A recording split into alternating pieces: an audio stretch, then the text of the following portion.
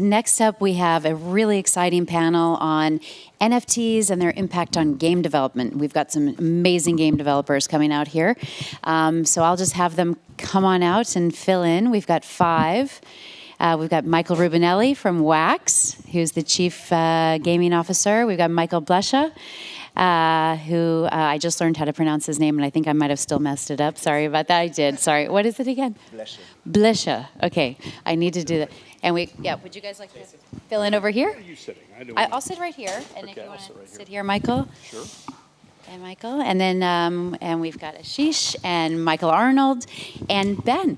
So CTO Ben has 2 roles: CTO of Blockade Games and co-founder, technical developer at Cyberbrokers, which just won a very exciting award yesterday here. So congrats on that. Thank you very much. So I think what we'll do is just start with all of your backgrounds. You all have very interesting backgrounds that all kind of paths led to game development and NFTs. So go ahead and introduce yourself. Great. Hi, everyone. I'm Ben. I have been doing this for about 4.5 years now. I fell in from the computer science background, not so much from traditional game development, but I have been making games since 2018 at Blockade. We made an old game called Pineapple Arcade, experimenting with puzzles and crypto art, and from there I went to do Plasma Bears, which I think was one of the earliest, maybe the first L2 free-to-play blockchain game in 2019. And we are working on Neon District right now. I also wrote the smart contracts for Cyberbrokers. Yeah, I'm Michael. I went full-time blockchain gaming in late 2018, early 2019. I joined a company called Double Jump Tokyo at that time. They built My Crypto Heroes, which was the largest game in 2018, 19, and early 2020, and I joined there as an engineer. And then last year, I kind of scaled back my commitment with them and focused a bit more on DAOs. So I worked with Yield Guild Games in the early days on tokenomics and the sub-DAO structure, and also worked with Blackpool Finance, which is another NFT fund. And then late last year, I was looking at Web2 studios moving into Web3 because I wanted to go back to building games. And then January this year, I joined a Singapore-based game studio called Mighty Bear Games as a Web3 lead, building a new blockchain game that will be announced in the next few weeks. Hi, I'm Ashish Vaja. I'm the Chief Blockchain Officer for Fat Loot. My background is in IT consulting, the non-development side of things, and then also in risk management, insurance, logistics. Been around the space for a very long time, a crypto and NFT addict for a long, long time. But yeah. Hey everyone, I'm Marcus Blasche. I'm the CEO Thank you. and co-founder of Rubinelli, and I'm working in the gaming industry for the last 14 years soon. I worked at Activision Blizzard, at Wargaming. I joined the Sandbox early last year as their marketing director, and recently I went focused full time on Rumble League. So excited to be here. Great. I'm Michael Rubinelli. I'm obviously the youngest on the panel. I've been doing this for about 6 months. I'm Michael Rubinelli. I've worked at every kind of game publisher, done every job on kind of the production and business development, tracks, so to speak. I've had an incredible career, and I think the thing that really drew me to this industry and drew me to Wax in particular is the things that I saw take place and take shape and really transform the gaming landscape as we know it today was very similar to kind of 2010 through 2012 when free-to-play became a thing. Big publishers resisted that movement because they didn't understand the business model. They didn't understand how to really monetize and how it could positively impact their bottom line. And we see that same messaging coming out of the big publishers today, but we see the same appeal, and real motivations for the players to kind of embrace Web3-based gaming. Great. One topic that I think is really important in game development is this mismatch in timing. It takes a long time to develop really fun games, and then the crypto cycles are really quick. There's a token drop. People play, exit, go to the next thing, go to play, exit, go to the... And I feel like there's, you all, I'm sure, face this. How in your individual companies are you managing this mismatch in time? Should we start from me and go right? All right. I guess, so my personal perspective on it is from 2018 when everyone discovered what CryptoKitties were, what NFTs were. That kind of unlocked this whole potential of, you can actually make a game that has a tradable asset, and that was the creative spark for a lot of companies in that time. I think for the companies that spawned out of that, the majority of them, most of them had not run a game company before. but they were extremely enthusiastic about it, so they had the technical background, Blasche being one of them. So we had to run through all the trial and error, and now 4 years later, we are much better for it, but we still have not yet produced a game that has brought in mass mainstream appeal. We are seeing now, though, since NFTs got very popular in the last year or so, there are a lot of mainstream, like traditional gaming companies that have been paying attention for a while, since 2018, 2019. They're coming in, they've been waiting in the wings, they've been building up their Web3 teams, and now they're actually starting to produce titles. They are not open about it yet.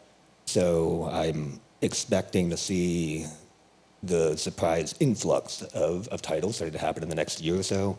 And then all those companies that are still around from 2018, or people in their iterations of their companies today, will probably produce something quite extraordinary for the native Web3 space. So I'm really excited for what's going to come in the next year or two.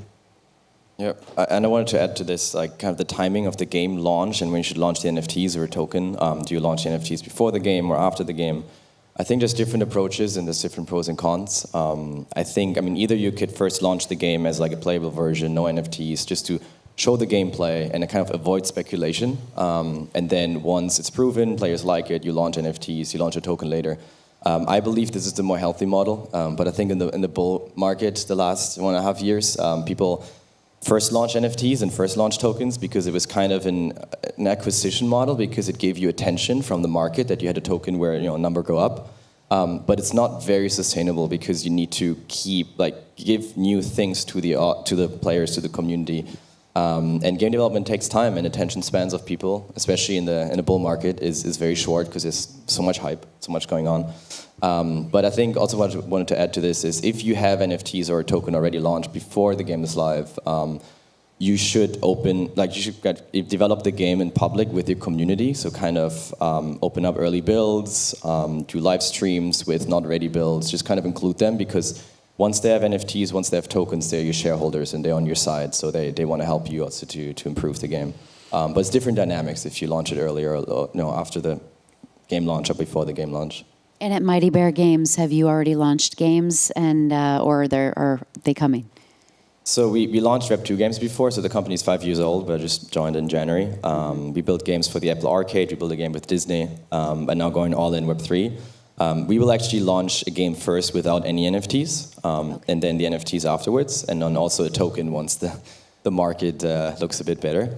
And we will have, this will be announced more soon, but we will have PFPs that are not for the game itself, but like for the universe that we're building, so we don't just have one game, but multiple games under the same umbrella. And the PFPs are kind of like an entertainment pass for the entire universe. And this will probably launch next few months, but I can't really say a date yet. Thanks for the hint. I love it. Ashish? Yeah, that's a great question to start out. You're not going to make it easy for us, are you? User stickiness is tough, especially when you launch a token first and you launch a bunch of NFTs and you can't follow up with a product. We've seen it a lot, but I think the next wave that's going to come, it's got to change. I think there's going to be the VCs are going to have to step up, build these games without, selling NFTs, making the users wait for 2-3 years. Let's be real. Game development always has delays. You can build a game, you can get 90% to the finish line.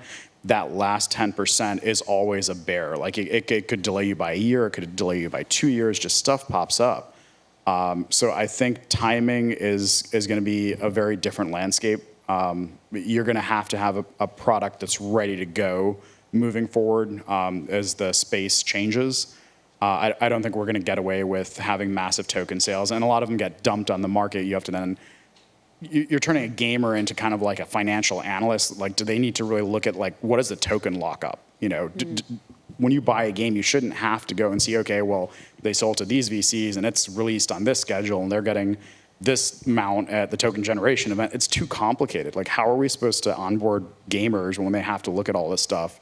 So I'm in favor of kind of cutting that out as we move forward in the space and really just launching the games and then having everything come right in time with that or after that. Yeah, Michael, I was especially excited about asking you this question because I told you backstage that I am really positively predisposed to people who have an Activision Blizzard background because just the level of quality is so high.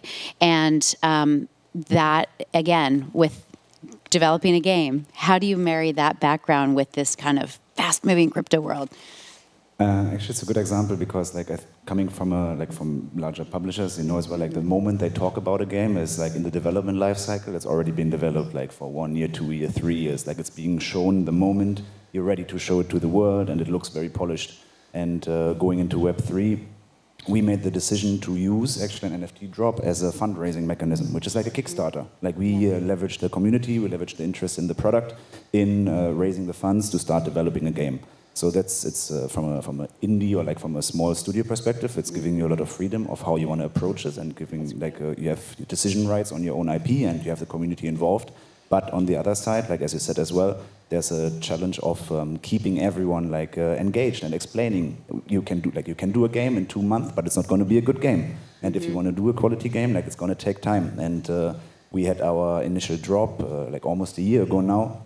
And we're deep in development, we're doing progress every time, but we're not ready yet to have a playable client out after a bit of 9 months of development, because we also know that any decision that you do, anything that you show externally, there can be a direct impact of people saying, "Oh, I don't like that. I'm gonna list my NFT at a low price." It's like a stock price essentially.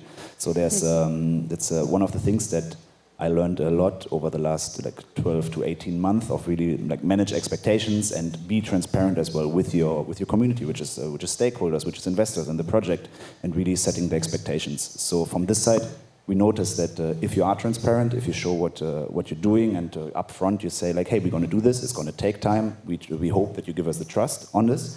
It's rewarding and it's working.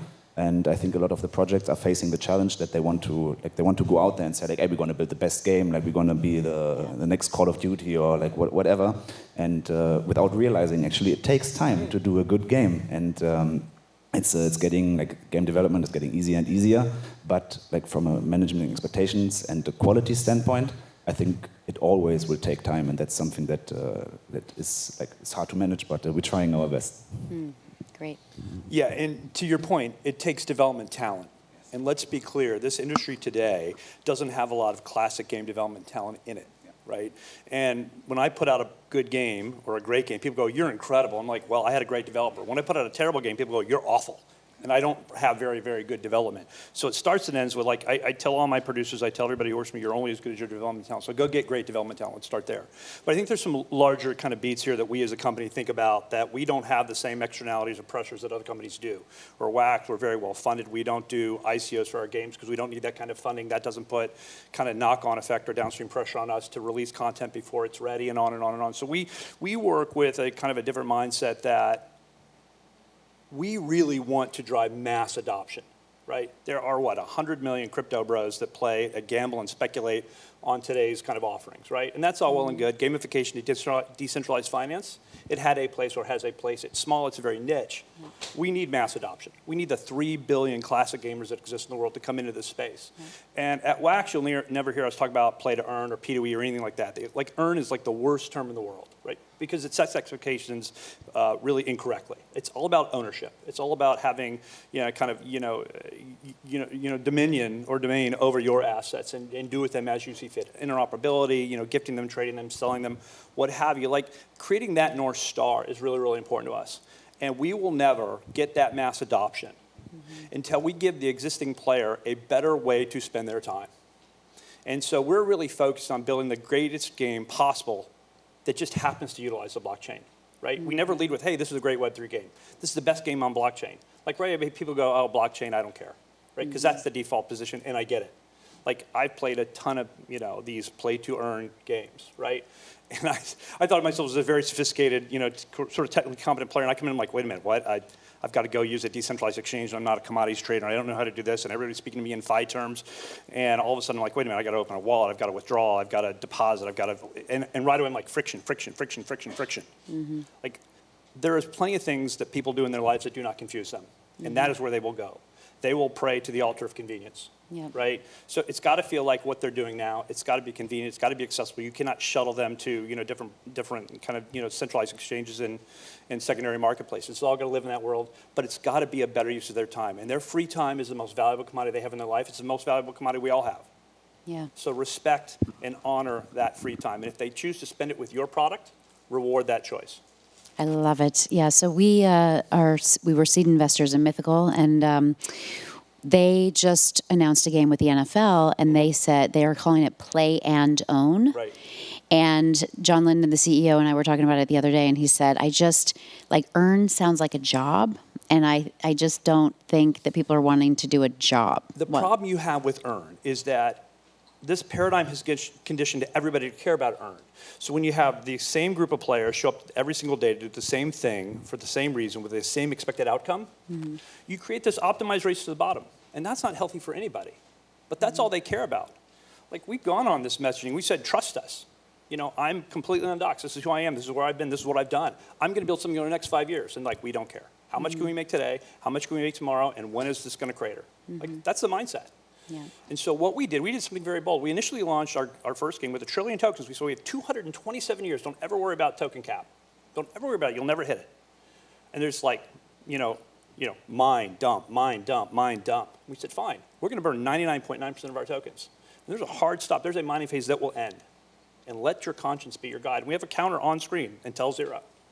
Hold that token. That token has utility. That token has value. We've got a great game coming, designed by the likes of Richard Garfield. Trust us. We're going there. All of a sudden, they're like, whoa, okay. It changed the mentality. Because they can't help themselves. They're going to bot you. They're going to farm your currency into oblivion and sell it in irresponsible ways. It's so unhealthy. But that's not the classic gamer. That's the investor, the speculator, the farmer, the gambler, the what have you. Right. So we have to get out of that mindset. Makes and that's sense, what we're yeah. doing. Yeah, so I'll go reverse the other way. No, it's all good. Rumble Kong League, tell us some of the new creative ways that you're, developing the game that you haven't used in the past. And I'd love to hear kind of new creativity that's coming out of the NFT space and game development. One of the, actually what Michael mentioned is it's a good point of putting the game first and putting gameplay at the center of it, because otherwise you create a community and an interest field that has a completely different mindset of approaching it. When, for Rumble Kong League, how we approach it, or actually a part that I'm very excited about is it's a basketball game. It's 3v3 basketball, it's going to be on mobile.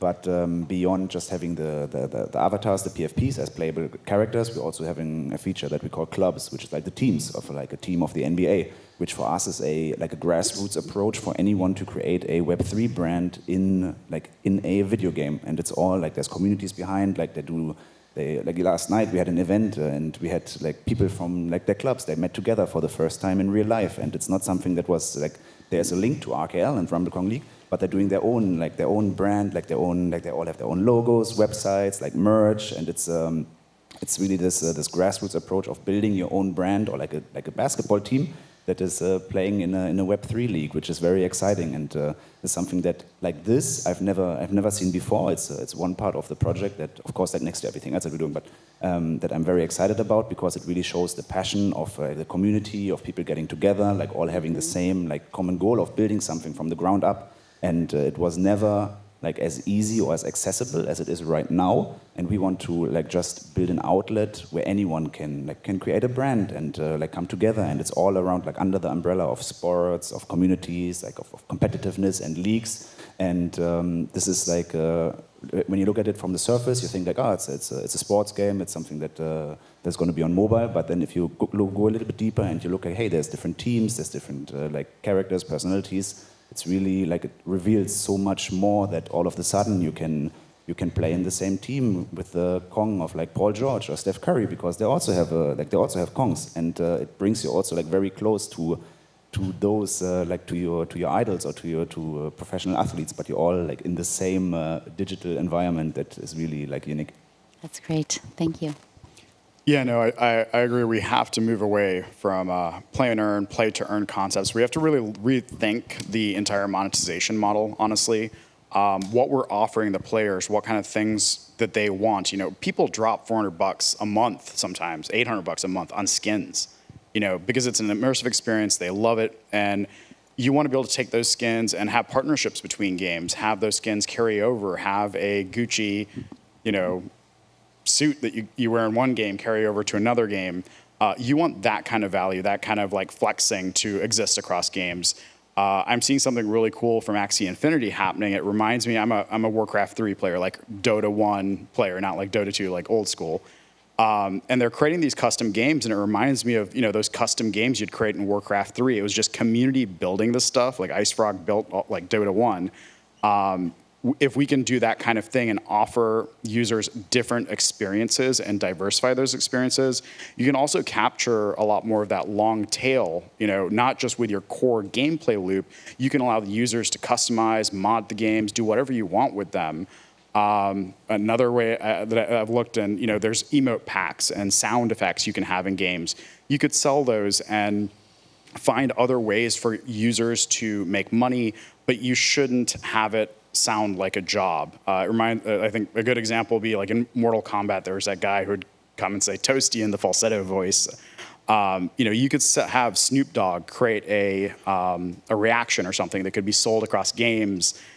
We just need to diversify. I mean, we're very much in a tunnel vision right now of convincing players to play these games with money, and we just have to stop. We have to kind of think outside the box to solve a lot of these problems. That's a great point. Yeah, we're leaning very heavily into competitive games. We're building a very competitive Battle Royale type of game. And only the players that are ranked really highly on the leaderboards, they will get rewards. So they will get heroes, they will get weapons at the end of the season. And this is also how new assets come into the ecosystem. So we don't do primary sales. We lean heavily into secondary revenues. And our thesis is that you have to play really, really good to earn. And also the barrier to entry should be zero. So we have free heroes, we have free weapons that you can play with competitively. And if you rank somewhat highly, let's say you're on the same area of the leaderboard as another player that plays with NFTs, you earn much less, of course. NFT player earns more. So if you rank really highly, you either buy NFTs or you join a guild that gives you NFTs. Kind of like in poker when you have staking, when you can't afford playing a certain entry fee for a tournament. So that's what we heavily lean into, and also secondary revenues is our focus, which I think is also better alignment of incentives with game developers because it encourages live ops, it encourages to bring new stuff and get players playing and trading. Tradable NFTs is just barely scratching the surface of what you can possibly do with games. For traditional gamers, they're probably only going to be interested in owning their assets and trading them using them in other games and whatnot. But to expand on what you were talking about with the creator economy, you can actually have a creator economy where people are writing smart contracts that plug into other smart contracts, and then they're making up battle bots, automated game on chain. You can do absolutely crazy things. The more that you are a programmer and a builder, the more that this place makes basically a worldwide API of everybody's IP for you to explore and play with. Great. Thank you all so much for joining us, and let's give everyone here a round of applause. Thank you.